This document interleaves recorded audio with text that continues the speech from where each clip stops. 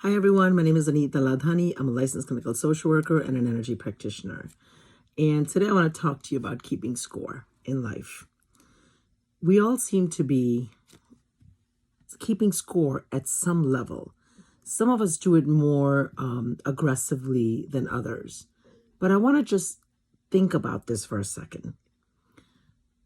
We all have, goals and checklists, and that's fine. But at what point do we let those goals and those scorecards take over our peace of mind and our happiness? So the question is, when will we be happy? Right? We have these scorecards, or these checklists.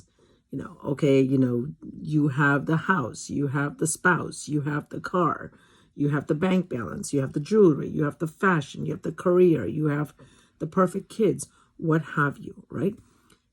And the thought is, when I have XYZ, then I'll be happy. Is that true? Think about that. Is that really true? Because in my experience, when I work with people, their bank balance doesn't make them happy. The wrong spouse, even though as right as they may seem for the world, doesn't bring them joy. Having the perfect check doesn't bring us joy, doesn't bring us peace. So what's really important at the end of the day? Sure, we need to be financially stable. We need to be successful, and how do you define success? That's completely a different conversation. But at the end of the day, what's really important?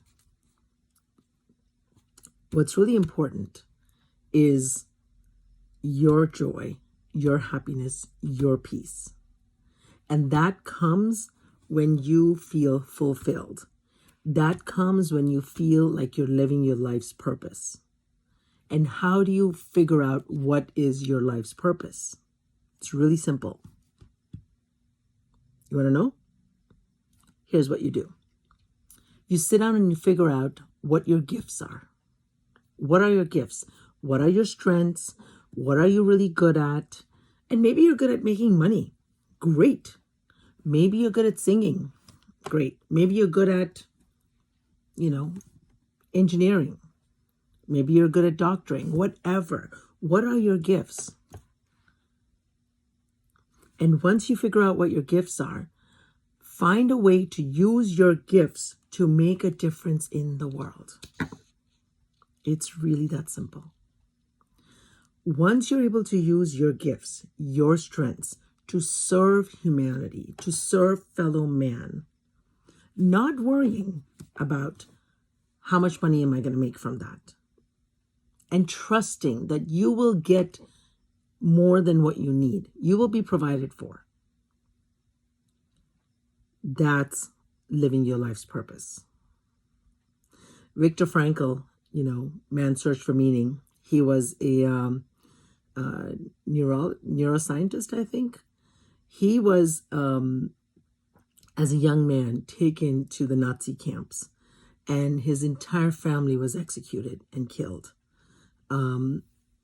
They took everything away from him. He used to sneak away and write. They burnt all his writings. They shaved his head off. They took his clothes away. They broke his spirit. And even then, Viktor Frankl sat and he really, really thought about, what's important. And he wrote Man's Search for Meaning. So if you haven't read Man's Search for Meaning, I urge you to read it. And in Man's Search for Meaning, Viktor Frankl says, he who has a why to live for can bear almost any how. Let me repeat that. He who has a why, a purpose in life to live for, he who knows he has a why, can bear almost any how. No matter what life throws at you, you'll be fine because you have a purpose in life. That form of therapy is called logotherapy. Viktor Frankl. Anyways, read the book. But I encourage you to sit back and really think about the scorecards you've been keeping, the checklist you have been living your life from.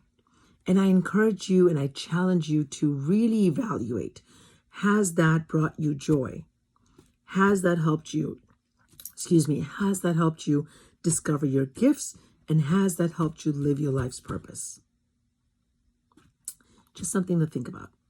Love and light. Take care. God bless.